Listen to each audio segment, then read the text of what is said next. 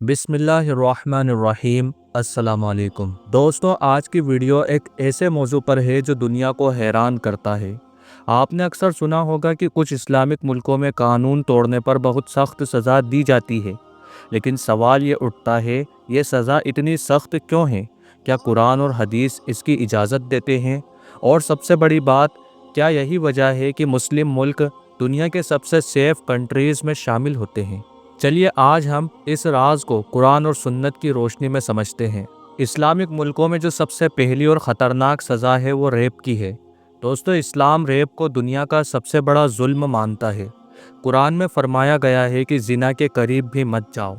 यह बहुत ही गंदा और बुरा रास्ता है। इस्लामी मुस्लिम मुल्कों में रेप करने वाले को सख्त सज़ा मिलती है।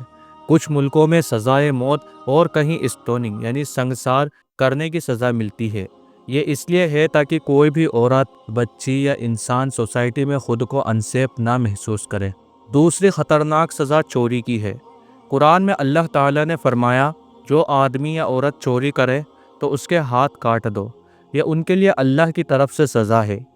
इस कानून का मकसद जुल्म नहीं है, बल्कि सोसाइटी में 100% सिक्योरिटी देना है।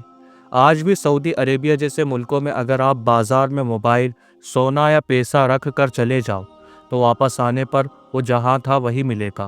क्यों? क्योंकि चोरी की सज़ा सबको मालूम है। तीसरी ख़तरनाक सज़ा है गैर शादीशुदा से ताल्लुकात कायम रखना। दोस्तों, इस्लाम में ज़िना को ईमान तोड़ने वाला गुनाह बताया गया है। हदीस में है कि जब बंदा ज़िना करता है तो उस वक्त उसका ईमान निकल जाता है। इस्लामी शरीयत के मुताबिक अगर शादीशुदा इंसान ज़िना करे और नाजायज़ संबंध बनाए तो संसार की सज़ा है। अगर गैर शादीशुदा यानी कि अगर कोई गैर शादीशुदा इंसान ज़िना करे तो उसको 100 कोड़े मारे जाते हैं। ये इसलिए है ताकि फैमिली सिस्टम टूट न जाए और सोसाइटी में फहाश यानी कि बेहयाई और बेशर्मी का तूफ़ान ना आए। चौथी सज़ा है शराब पीने की। दोस्तों, शराब को कुरान ने उम्मुल खबाइस यानी सारे गुनाहों की माँ कहा है। कुरान में फरमान है, शराब, जुआ, बुत परस्ती और तावीज़ घाटा लेना शैतान के गंदे काम हैं। इनसे बचो ताकि तुम कामयाब हो। इस्लामी मुल्कों में शराब पीने या बेचने वाले को कोड़े की सज़ा मिलती है। यह कानून सोसाइटी को नशा, एक्सीडेंट, डोमेस्टिक वायलेंस और जिना से बचाता है। पांचवी ख़तरनाक सज़ा है मर्डर की। कुरान में फरमाया गया है कि जो किसी को बेगुनाह कत्ल करे उसने पूरी इंसानियत को कत्ल कर दिया। इस्लामी मुल्कों में कत्ल करने वाले के लिए क़िसास का कानून है, यानी जान के बदले जान। लेकिन इस्लाम माफ़ी का रास्ता भी रखता है।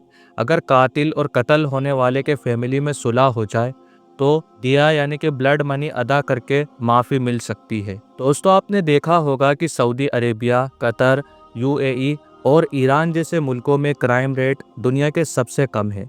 वजह यह है कि लोग जानते हैं अगर उन्होंने गुनाह या जुर्म किया तो सज़ा तुरंत और सख्त मिलेगी। दुनिया के सेक्युलर मुल्कों में अक्सर कानून ढीले होते हैं। रेप केसेस कोर्ट में सालों तक लटकते हैं। चोरी करने वाले जल्दी बेल पर निकल आते हैं और शराब ओपनली बिकती है। लेकिन इस्लामी सिस्टम में इंसाफ फ़ौरन होता है।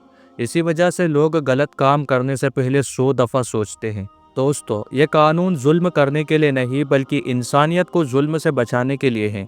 अल्लाह की हर बात हिकमत से भरी है। रेप पर सख्त सज़ा है ताकि इंसानियत महफूज रहे।